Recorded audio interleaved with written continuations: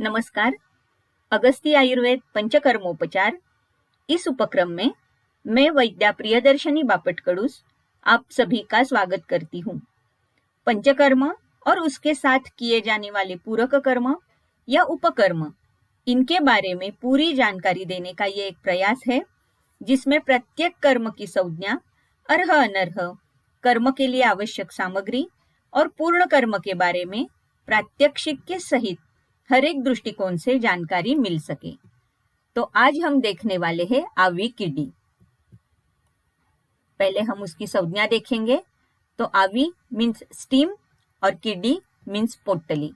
इसका मतलब है आवी कीडी इज अ स्वेदन डन विथ पोटली which is heated by steam. Charak के प्रकार के अनुसार ये संकर स्वेद है, अर्थात पोटली स्वेद है, इसीलिए ये संकर स्वेद में आता है।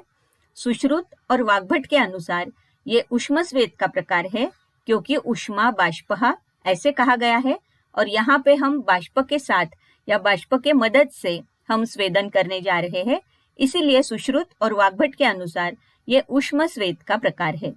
हम ये सर्वांग के लिए भी कर सकते हैं और एकांग के लिए भी इसकी उपयोगिता है। ये साग्नि स्वेद है और रुक्ष स्निग्ध इस प्रकार का ये स्वेद है, जिसमें रुक्षता के साथ साथ कुछ स्निग्ध द्रव्यों का भी समावेश है और ईषत् स्निग्ध ऐसा ये स्वेद का प्रकार है। हम रेफरेंसेस देखेंगे तो सुश्रुत के अनुसार ये उष्म स्वेद का प्रकार है, इसीलिए पहले हम सुश्रुत का रेफरेंस देखेंगे। तो उष्म स्वेदस्तु कपाल पाषाणेष्टक लोह पिंडान अग्निवर्णान अद्भिः आसिंचेद अम्लद्रव्यैर्वा तैः आर्द्रालक्तक परिवेष्टितैः अंगप्रदेशं स्वेदयेत्। मांसरस पयोदधि स्नेह धान्याम्ल वातहर पत्रभंग क्वाथपूर्णां वा कुंभीम अनुतप्तां प्रावृत्य उष्माणं गृह्णीयात्। तो इसमें बहुत सारे द्रव द्रव्यों का वर्णन है, जिसके बाष्प के साथ स्वेदन किया जा सकता है। आज का जो हमारा आवी कीडी, ये जो हम स्वेदन करने जा रहे हैं, ये धान्याम्ल के साथ करने जा रहे हैं, तो इसीलिए ये धान्याम्ल यहाँ पर हाईलाइटेड मैंने किया है। उसके बाद हम अष्टांग हृदय का रेफरेंस देखेंगे, जहां पर अनेक उपाय संतप्ते इस तरीके का वर्णन है।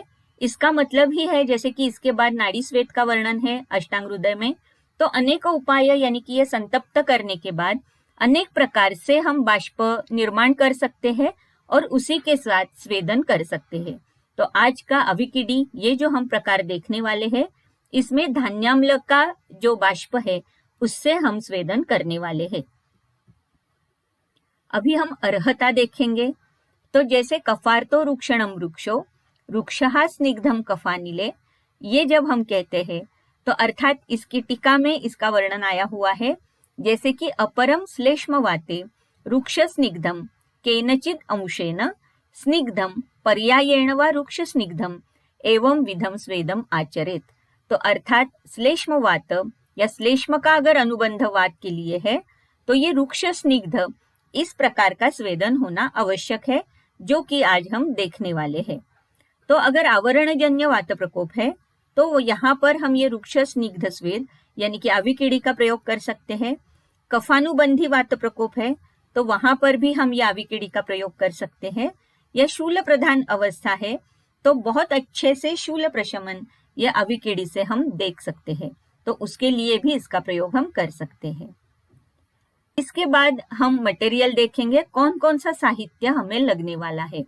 तो उसमें से जो फर्स्ट पार्ट है that is material required for पोटली। तो पहला है वेसल, थिक कॉटन क्लॉथ, क्योंकि हमें पोटली बनानी है तो 30 सेंटीमीटर बाय 30 सेंटीमीटर के 2 या 4 पीसेस हमें लगते हैं।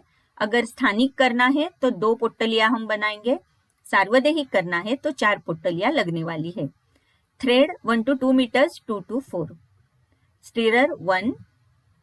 इंग्रेडिएंट्स ऑफ पोटली, क्योंकि पोटली बनानी है तो उसमें हम प्रिस्क्राइब चूर्ण ऑलमोस्ट 500 ग्राम टू 1 kg तक लेते हैं और उसकी पोटली बनाई जाती है। उसी में मेडिकेटेड ऑयल मिक्स किया जाता है। सेंधव 15 ग्राम्स तक मिक्स होता है और लेमन 1 या 2 स्लाइस पीसेस करके उसका प्रयोग ये पोटली में होता है। तो प्रिस्क्राइब चूर्ण जब हम कहते हैं तो यूजुअली कोलकुलत्थादि चूर्ण या जैसे पेशेंट के अकॉर्डिंग, उसकी कंडीशन के अकॉर्डिंग, दोष के अकॉर्डिंग हम कौन सा भी चूर्ण का प्रयोग कर सकते हैं। जैसे कि ये आज के आविकीड़ी में या मैं मेरे क्लिनिक में रासना, देवदारू, गुड़ुची, कुलत्थ, एरंड इनके चूर्ण का प्रयोग करती हूँ। मेडिकेटेड ऑयल ये भी जैसे कि विषगर्भ तेल है या सहचरादी तेल है या मुरीवेण्णा तेल है या इवन तिल तेल का भी प्रयोग हम इस पोटली में कर सकते हैं। सेकंड पार्ट जो है मटेरियल रिक्वायर्ड फॉर आविकीडी स्वेदन यंत्र, क्योंकि ये स्वेदन यंत्र हमें बनाना है तो उसमें भी हमें एक वेसल लगने वाला है, डोम शेप्ड लीड लगने वाला है, थिन कॉटन क्लॉथ लगने वाला है एक, वो बांधने के लिए, और एक सीव लगने वाली है, इसका वर्णन हम आगे देखने वाले हैं। थ्रेड एक लगेगा और धान्याम्ल 500 ml तक धान्याम्ल हमें लगने वाला है। इसके बाद हम प्रोसीजर देखेंगे, तो अर्थात उसमें पहले हम पूर्व कर्म देखेंगे और पूर्व कर्म में भी पहले प्रिपरेशन ऑफ पेशेंट देखेंगे। The whole procedure should be explain to the patient, written consent should be taken, स्थानिक और सर्वांग स्नेहन जैसे आवश्यकता है वैसे हम कर सकते हैं।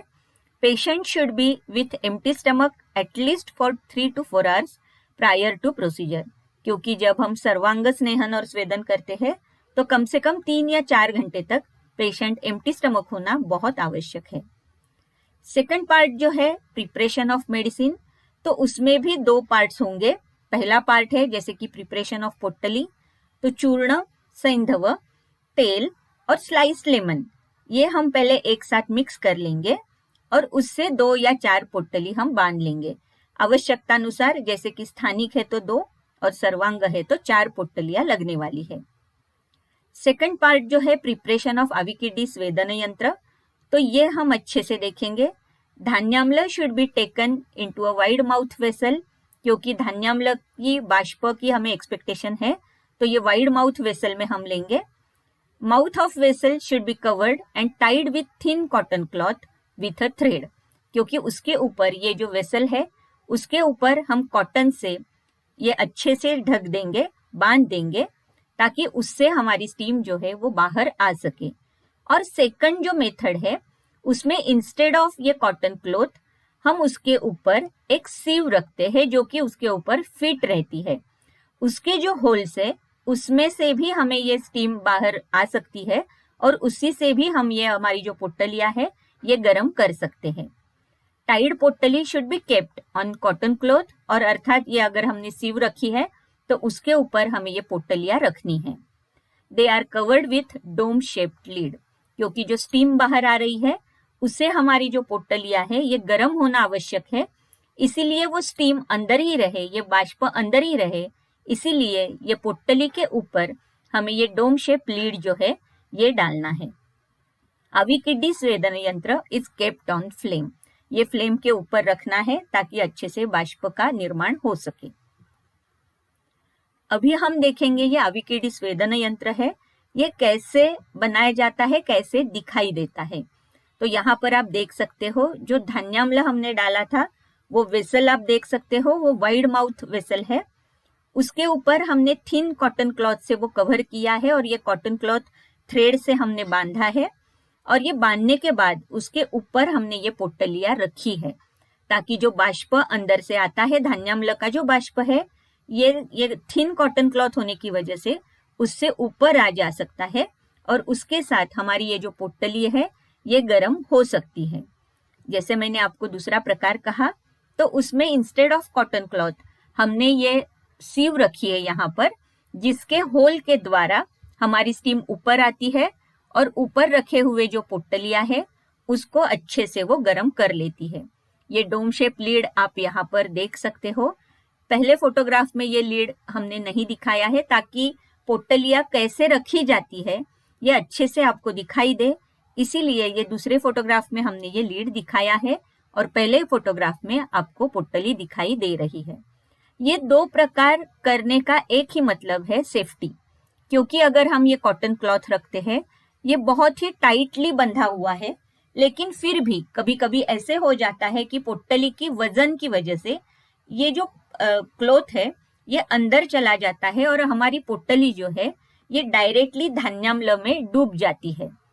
दूसरा एक इसका ये ऐसे होता है, कभी कभी ये जो कॉटन क्लॉथ हमने बांधा हुआ है तो ये डायरेक्टली फ्लेम को टच हो जाता है और आग लगने की संभावना होती है। तो इसीलिए सेफ्टी मेजर्स के लिए आइदर आप ये कॉटन क्लॉथ अच्छे से लगा सकते हो या कॉटन क्लॉथ के बजाय ये सीव भी ऊपर रख सकते हो ताकि एक सेफ्टी मेजर्स वहां पर बनाए रहे। इसके बाद हम प्रधान कर्म देखेंगे। तो पोट्टली gets heated with the steam of धान्याम्ल, अर्थात ये आवी की डी है तो आवी का मतलब ही स्टीम है, तो धान्याम्ल की जो स्टीम ऊपर आ रही है तो उससे हमारी पोट्टली गर्म हो रही है। टेम्परेचर ऑफ द पोट्टली should be checked on the dorsum of the hand of the therapist. तो कभी भी पेशेंट को पोट्टली लगाने से पहले थेरेपिस्ट ने अपने खुद के डोर्सम ऑफ द हैंड वो पोट्टली टच करके देखनी है कि उसका टेम्परेचर कितना है। पोट्टली should be gently applied on the affected part. ये भी एक महत्वपूर्ण बात है कि पहले डायरेक्टली हमें कभी भी ये जो पोट्टली है ये डायरेक्टली टच नहीं करनी, डायरेक्टली उसके मूवमेंट्स नहीं करने, पहले जेंटली वो अप्लाई करनी है ताकि उसका जो टेम्परेचर है वो टेम्परेचर पेशेंट को टॉलरेट हो सकता है। पोट्टली can be applied on the body part with various methods with moderate pressure like circulatory movement on joints, linear movements on legs or hands, और placing पोट्टली over और beneath the joints। तो इस तरीके से मूवमेंट जो भी अच्छी लगे, सही लगे, अकॉर्डिंगली हम वो कर सकते हैं। मॉडरेट प्रेशर भी वहां पर दे सकते हैं और जैसे कि मस्कुलर पार्ट है तो थोड़ा सा प्रेशर बढ़ाकर भी हम वहां पर स्वेदन कर सकते हैं। Temperature of पोट्टली should be maintained throughout the procedure by replacing the पोट्टली। अर्थात अगर हमें ये पूरे सर्वांग स्वेदन हमें करना है या इवन एकांग स्वेदन भी करना है तो पोट्टली का जो टेम्परेचर है वो ऊष्मा हमें बनाए रखना बहुत आवश्यक होता है। पोट्टली is intermittently kept warm by heating on steam of धान्याम्ल। तो ये जो हमें टेम्परेचर मेंटेन करना है उसके लिए अर्थात हमें रिप्लेस करनी है पोट्टली, तो ये जो दूसरी पोट्टली हम लेंगे ये हमें उस स्टीम के ऊपर रखनी है जो कि धान्याम्ल से वो बाष्प आ रहा है उसके ऊपर रखकर हमें ये पोट्टली गर्म करनी है। फॉर सर्वांग स्वेदना पोट्टली should be applied by 2 therapist standing on either side of patient simultaneously. तो सर्वांग के लिए एक थेरेपिस्ट काफी नहीं होता, उसके लिए हमें हमेशा 2 थेरेपिस्ट लगते हैं जो कि पेशेंट के दोनों साइड्स में खड़े रहकर साइमल्टेनियसली वहां पर स्वेदन कर सके। प्रिपेयर्ड पोट्टली can be used for consecutive 3 days। तो 3 दिन के लिए हम वही एक ही पोट्टली बार बार यूज कर सकते हैं। Expected duration 15 to 45 minutes for स्थानिक टू सर्वांग स्वेदन रिस्पेक्टिवली। अर्थात अगर हमें स्थानिक करना है तो 15 से 20 मिनट काफी हो जाते हैं और सर्वांग स्वेदन अगर हमें करना है तो 45 मिनट्स तक हमें लगते हैं। पश्चात कर्म, body should be wiped off with soft towel. Patient should be asked to take rest for at least 30 minutes and then allowed to take warm water bath. Patient should be asked to avoid cold water, air, traveling, exercise और exertion। तो ये सारी चीजें पश्चात कर्म में रुग्ण को हमें बतानी पड़ती है और उसी के साथ हम अभी देखने वाले हैं कॉम्प्लिकेशंस। तो पहला कॉम्प्लिकेशन है बर्न, एप्लीकेशन ऑफ शतधौत घृत। कभी कभी अगर जो पोट्टली है ये डायरेक्टली अगर रुग्ण के पार्ट पे टच होती है, वहां पर जेंटल टच थेरेपिस्ट नहीं करता तो भी ये बर्न होने के चांसेस होते हैं। शिवरिंग, अगर सर्वांग स्वेदन हम कर रहे हैं तो cover the body with blanket. For सर्वांग स्वेदना अविकिडी should be done by 2 therapist simultaneously with same manner. तो इसीलिए 2 थेरेपिस्ट होना बहुत आवश्यक हो जाता है जब हम सर्वांग स्वेदन करते हैं। टेम्परेचर ऑफ पोट्टली should be maintain throughout the procedure. तो ये टेम्परेचर अगर कम ज्यादा हो रहा है, कम हो रहा है तो भी वहां पर शिवरिंग ये कॉम्प्लिकेशन दिखाई देता है। तो जैसे कि 2 थेरेपिस्ट एक साथ साइमल्टेनियसली वहां पर स्वेदन कर रहे हैं तो जिस बॉडी पार्ट पे स्वेदन हो चुका है या अभी नहीं भी हुआ है तो भी वो बॉडी पार्ट ब्लैंकेट से कवर करना है ताकि शिवरिंग ये कॉम्प्लिकेशन ना आए। एलर्जिक रैशेस, डिसकंटिन्यू अविकिडी स्वेदना। कभी कभी जो चूर्ण है उसमें एलर्जी हो सकती है और एलर्जिक रैशेस आ सकते हैं, तो अविकीड़ी स्वेदन हमें रुकवाना है और एप्लीकेशन ऑफ दशांग लेप इज एडवाइजेबल। तो अगर ऐसे हो जाता है तो दशांग लेप हम उसके ऊपर लगा सकते हैं। प्रिकॉशन, टेम्परेचर ऑफ पोटली should be maintain throughout the procedure. हमने देखा कि अगर ये टेम्परेचर मेंटेन नहीं होता तो भी वहां पर शिवरिंग जैसे कॉम्प्लिकेशंस हो सकते हैं, तो इसीलिए ये टेम्परेचर मेंटेन होना बहुत आवश्यक है। Therapy should ensure the temperature of पोटली before applying on the patient and should be tolerable to the patient. अगर ये नहीं है तो बर्न होने के चांसेस है, या बहुत ही कम अगर वो हीटिंग हो चुका है तो अच्छे से स्वेदन नहीं होगा, इसीलिए पहले ये टेम्परेचर इंश्योर करना बहुत आवश्यक है। पोटली should not be kept on any part of the body for longer period, नहीं तो फिर से बर्न होने के चांसेस हो सकते हैं। तो ये प्रिकॉशन लेने के बाद हम देखेंगे अविकीड़ी का प्रात्यक्षिक। मटेरियल, धान्याम्ल के साथ जो प्रिस्क्राइब चूर्ण है, नींबू, सैंधव, तेल, कॉटन क्लॉथ और पोटली के लिए थ्रेड। अभी आप यहाँ पर देख सकते हो कि सारे इंग्रेडिएंट्स हम मिक्स करके ले रहे हैं। तो चूर्ण मिक्स हो चुका है, उसमें हमने सैंधव और ये स्लाइस्ड लेमन डाला हुआ है और ये तेल उसमें ऐड किया है। अब ये सारा जो मिश्रण है, ये सारा मिश्रण हम एक साथ अच्छे से मिक्स कर लेंगे और ये अच्छे से मिक्स होने के बाद हम इसकी ही पोटली बनाने वाले हैं। तो आप देख सकते हो मिश्रण एक साथ हो चुका है। अब हम उसकी पोटली बनाने जा रहे हैं। तो एज यूजुअल जैसे ये 4 कॉर्नर्स है, उसमें से 3 कॉर्नर्स हमने अंदर की ओर डाले हैं और ये जो चौथा कॉर्नर है, इससे ये 3 कॉर्नर्स अच्छे से कवर अप किए हुए हैं। अभी ये थ्रेड से हम पोटली बांध रहे हैं। पोटली टाइट बांधनी है और ये जो ग्रीप है ये भी हमें टाइट बांधनी है। ये टाइट बांधने से जब हम स्वेदन करेंगे तब ये ग्रीप पकड़कर हम अच्छे से स्वेदन कर सकते हैं। आप यहाँ पर देख सकते हैं 2 पोटलियाँ बनाकर रेडी है। अब हम ये अविकीड़ी का जो स्वेदन यंत्र है इसका प्रिपरेशन देखेंगे। तो जिसमें हमने धान्याम्ल रखा था उसी वेसल के ऊपर ये थिन कॉटन क्लॉथ हम कवर कर रहे हैं और थ्रेड से वो बांध रहे हैं। ये जो बांध रहे हैं ये बहुत ही टाइट होना आवश्यक है ताकि आप वो देख भी सकते हो, और उसके ऊपर जो हम पोटली रखने वाले हैं तो इसी के लिए ये टाइट होना बहुत आवश्यक है। तो ये यंत्र हमने गैस के ऊपर रखा है और ऊपर से पोटलियाँ एक डोम शेप लीड से कवर अप की हुई है ताकि जो स्टीम आ रही है, आप यहाँ देख सकते हो कि स्टीम आना शुरुआत हो चुका है और ये स्टीम से ये पोटली जो है वो गर्म हो रही है।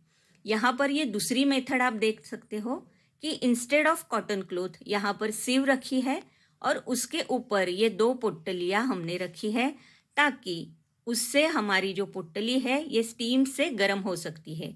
यहाँ पर भी स्टीम आना स्टार्ट हो चुका है। अभी आप यहाँ पर देख सकते हो कि अंदर का जो धान्याम्ल है उसे बहुत अच्छे से उबाल आ चुका है और स्टीम भी आना स्टार्ट हो चुका है। आप यहाँ पर ये क्लियरली देख सकते हो। अभी आप देखोगे कि ये जो हमारी पोटली गर्म हो चुकी है उसमें ये स्टीम से कितनी ये गर्म हुई है। तो यहाँ पर देख सकते हो आप कि ये स्टीम ये पोटली से अच्छे से आ रही है और जिससे हम बाद में स्वेदन करने वाले हैं। तो यहाँ पर पहले बहुत ही जेंटल टच होना आवश्यक है।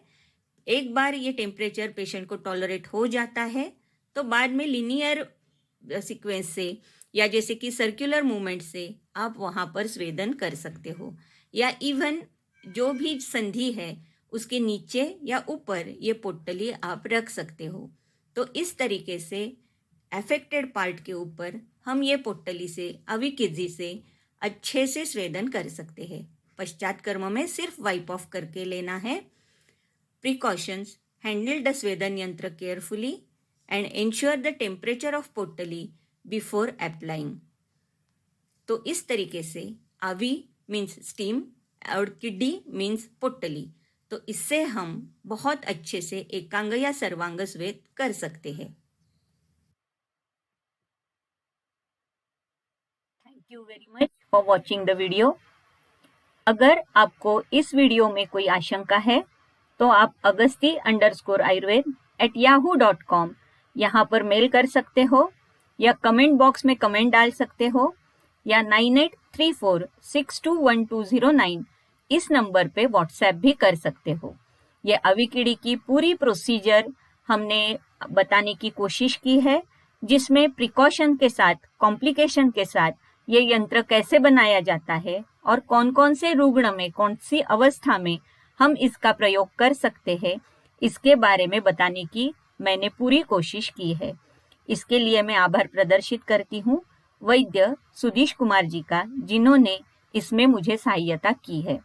बहुत बहुत धन्यवाद।